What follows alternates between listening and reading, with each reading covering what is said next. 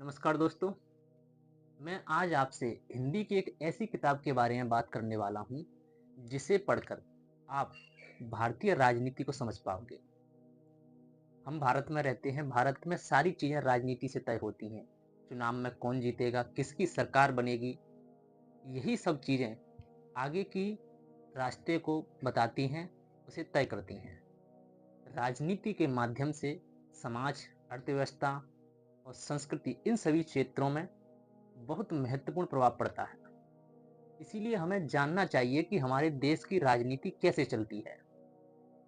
हम राजनीति में जो बाहर देखते हैं, क्या वही सच्चाई है या फिर अंदर से कुछ और चलता रहता है।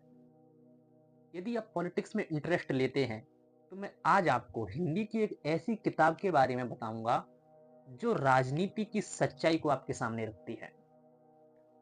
वह हिंदी के टॉप 10 नोवेलों में से एक है। दोस्तों, उसका नाम है महापुरुष। मन्नू भंडारी के द्वारा लिखी गई यह किताब हिंदी साहित्य में राजनीतिक उपन्यास के रूप में इतनी प्रसिद्ध हुई कि हिंदी के टॉप 10 नोवेलों में आती है। यह 1970 के दशक में लिखी गई थी, जब इंदिरा गांधी जी की सरकार थी। उस समय वो राजनीति चल रही थी। उस समय लिखा गया यह नोवेल आज की राजनीति का भी हूबहू चित्र सामने प्रस्तुत करता है। इस किताब में एक कहानी के माध्यम से समझाया गया है, एक काल्पनिक कहानी को लिया गया है।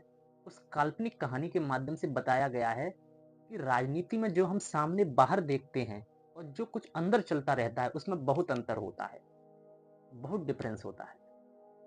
दोस्तों, इस किताब में कहानी ऐसी है कि एक जगह है सरोहा।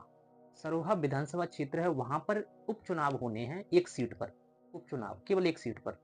और उस एक सीट पर चुनाव लड़ने के लिए विभिन्न राजनीतिक दलों, विभिन्न नेताओं के द्वारा किस प्रकार से कार्य किए जाते हैं, किस प्रकार से योजनाएं बनाई जाती हैं, उन सभी के माध्यम से वास्तविक राजनीति के यथार्थ को प्रस्तुत करने की चेष्टा की गई है।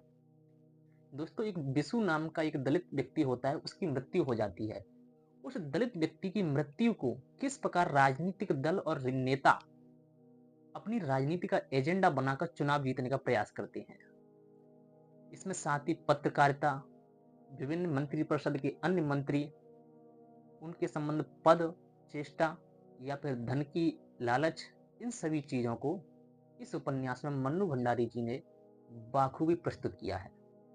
दोस्तों, हम राजनीति में बाहर जो कुछ भी देखते हैं, जैसे भी देखते हैं कि किसी को कोई मंत्री पद मिल रहा है, कोई किसी राजनीतिक दल में चला जा रहा है, दल बदल कर रह रहा है, तो ये कैसे होता है सब, ये सब सब सारी चीजें कैसे निर्धारित होती हैं।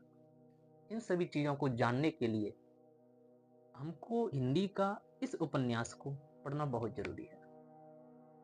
इस उपन्यास में एक दा साहब का पात्र है जो कि मुख्यमंत्री हैं वर्तमान में। वह दिखने में एकदम बहुत आदर्श व्यक्ति लगते हैं, बहुत सुशिक्षित, संपन्न और सज्जन व्यक्ति लगते हैं, लेकिन वास्तव में वो किस प्रकार से अंदर कुचक्र चलते हैं, जो कि एक बार के लिए पाठक को पढ़कर भी समझ में नहीं आता कि दास साहब शायद ऐसे व्यक्ति हो सकते हैं। लेकिन हम उसको पढ़ेंगे गहराई से तो हम जान पाएंगे कि राजनीति में ऐसा घाघट भी होता है। वर्तमान में कई सारे नेता भी इस प्रकार के हैं दोस्तों। तो आपको भी अगर राजनीति में इंटरेस्ट है तो यह नोवेल एक बार तो जीवन में जरूर पढ़ना चाहिए। यह ज्यादा बड़ा नोवेल नहीं है, केवल 150 से 200 पेज का नोवेल है। आसानी से आप एक दो दिन में पढ़ सकते हो, कुछ घंटों में पढ़ सकते हो। तो दोस्तों, इसी के साथ मिलते हैं अगली वीडियो में। तब तक के लिए अपना ख्याल रखिए। किसी नई किताब के साथ फिर मुलाकात होगी। धन्यवाद।